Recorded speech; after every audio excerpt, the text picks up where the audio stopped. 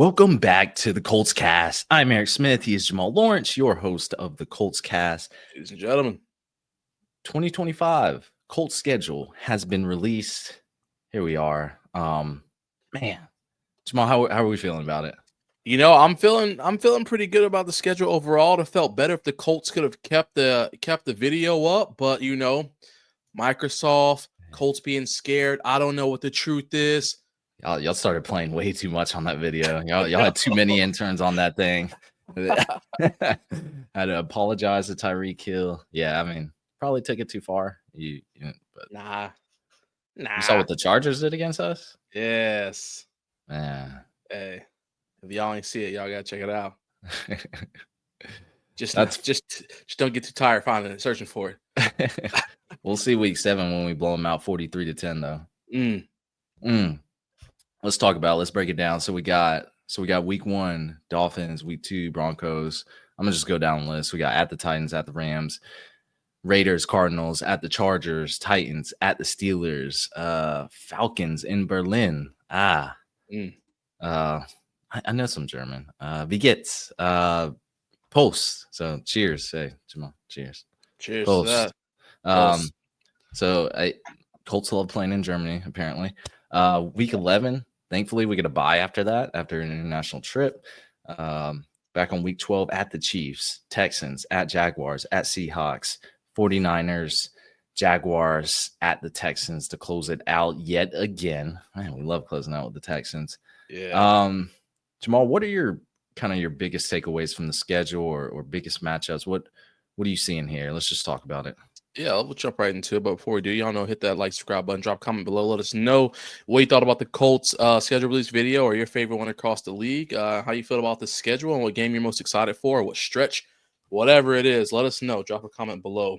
But I'll be honest with you, man. Before I get into that portion, the one I'm most excited about personally is going to be the one on December the 15th, I believe, against the Seattle Seahawks in Seattle.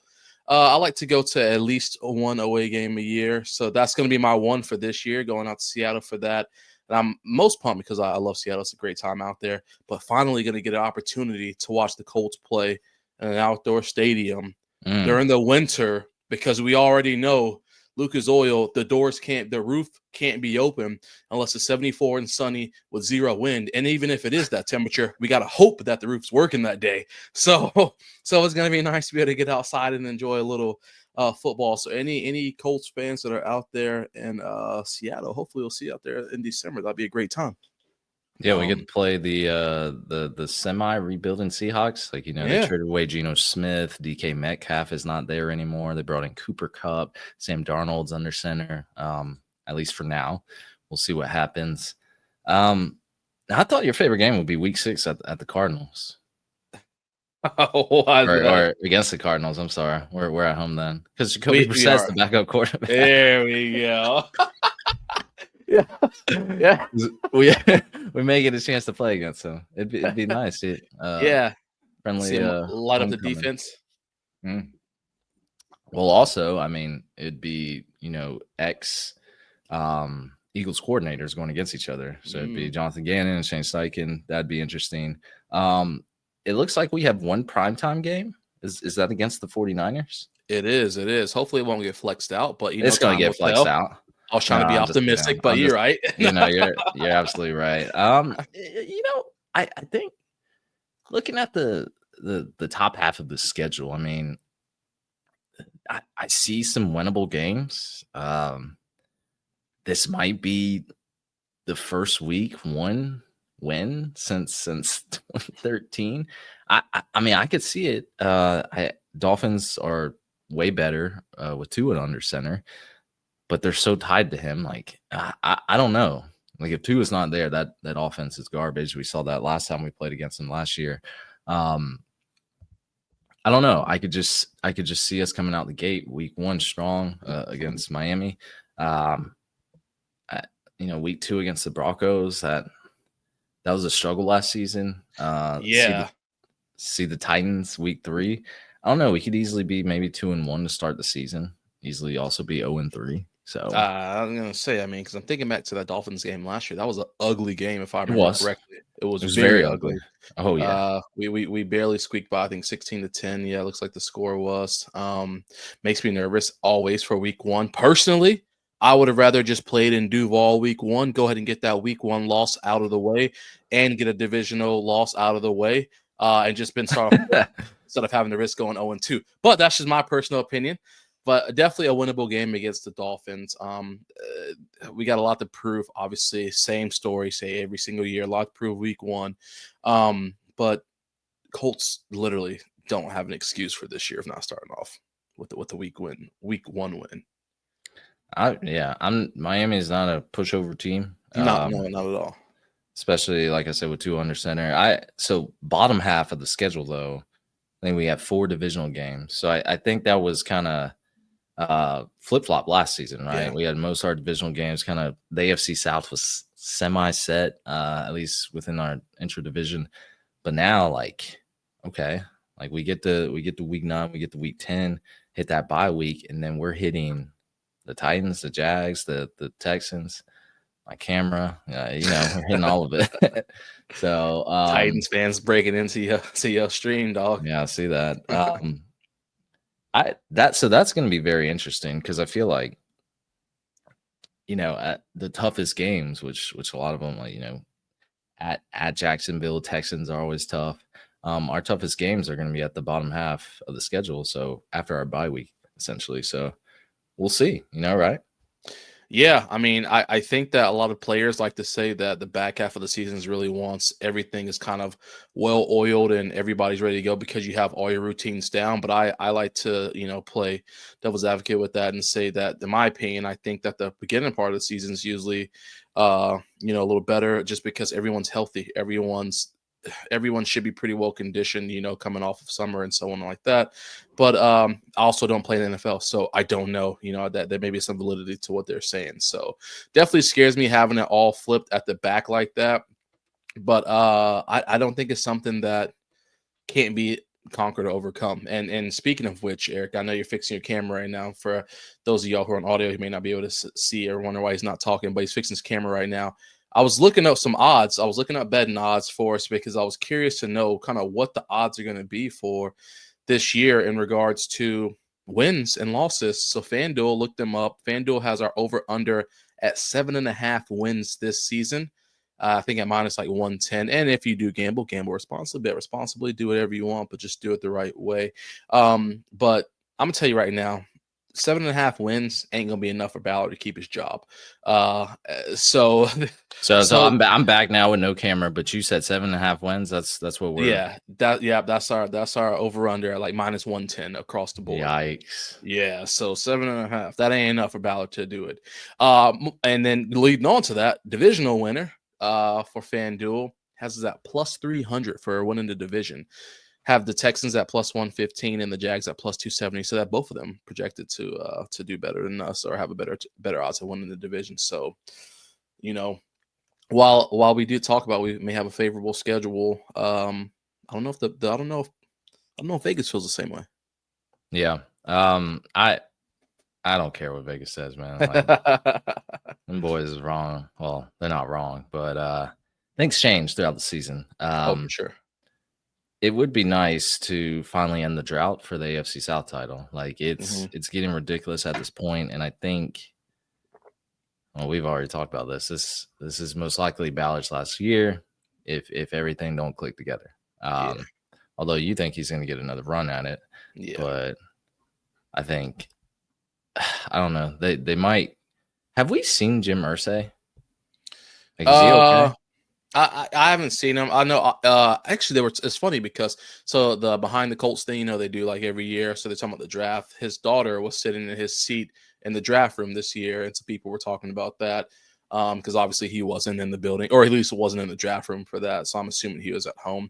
But I saw a picture of him a couple weeks ago. I can't remember if it was on the news or if it was on social media or what. But he looked to be doing a little better. But I don't think there have been any public sightings of him here recently. So yeah, wonder what happens if I at some point, just like Jerry Jones, like It's got to be a Yeah, successor. it's got to be. Yeah, And what if that successor is not tied to Ballard, and they're not best buddies, and boom, you're out. But like you said, Jamal, at the beginning of the pod, let's think optimistic. So Vegas, you said 7.5. yeah. What are you actually thinking for us with that schedule? I mean, strength of schedule isn't too high. It's definitely below average, I would say. I mean, we got some tough games, but these aren't like really tough schedule. It really isn't. And I honestly, I mean, I probably feel comfortable with like.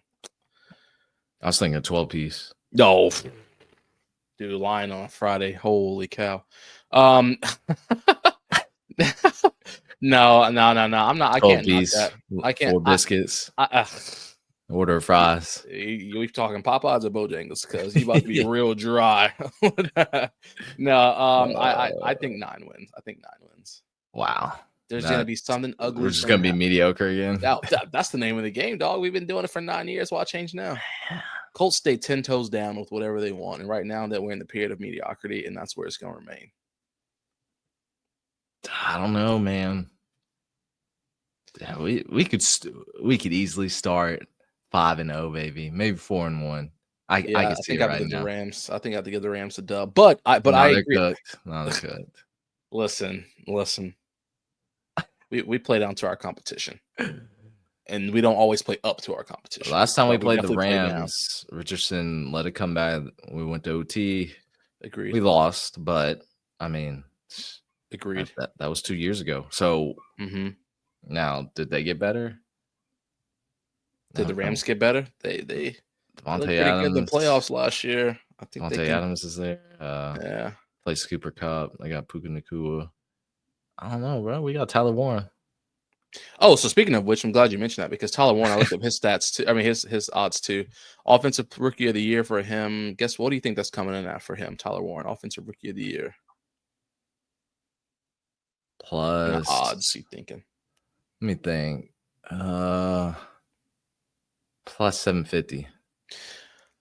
And plus 2,500. They say he ain't gonna be utilized by the Colts, so you can back that gravy train up. Plus 2,500 on FanDuel. So you taking that bet? Yeah, absolutely. Dang, absolutely. But yeah, I saw might that. be good value, wow, right? Okay, it probably is. It probably is. But it scares me though, just because. Like, I mean, we don't have any. Even though I was checking, and again, this is not an episode about just betting, y'all, but just fun conversation while we're here. Even for any receiver getting over 700 yards for us, none of our receivers were placed on that list either, on FanDuel at least. So I don't know really what's going on with what they think, and I'm sure a lot of it's just because we don't know if it's Danny or AR is going to be back there, so they can't be too generous. Well, even that, it's just like, when's the last time a tight end won Offensive Rookie of the Year? That's true. Yeah, I don't know. I don't even know. I don't think it's ever. I don't know. Brock Bowers didn't even Brock win Bowers? it. Who won? No, because Jaden Daniels, you can't compete. Duh. Like, yeah, if you have a quarterback that yeah. takes off, like you can't compete with that. So yeah, I agree. I mean, I'm sure he came in top 5 in voting. Yeah, he was number 2 in votes. So I mean, he was right there, but like Jaden Daniel had a phenomenal season. Yeah, probably one of the best rookie seasons ever. Yeah. If not the best rookie quarterback season. It's really hard when you have a stellar quarterback. I mean, a wide receiver could win it. So a running back, it just, man, it'd be one thing if we didn't have like Pittman, Downs, Pierce. I don't know. Exactly. But you have fun with that. I'm not touching that bet. I really won't touch that bet. The last one I want to talk about there real quick though, and now I'll stop talking about betting unless there's more people want to hear about. But playoffs for us. We're talking about the playoffs, Jim Moore. Plus 172 for Colts to make the playoffs this year. Plus money. How you feel about that? I guess everyone's on the fence about the Colts then. You would think that would be. Yeah, so like we're that mediocre team. We could slip in, but we can definitely slip out. So wow, not not a lot of value there. Mhm. I mean, yes, I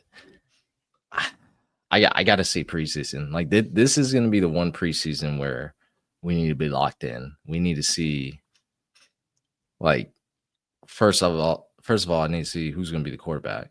Second of all, I We need ain't to gonna see. know. We will. They're gonna play 2 drives each per game.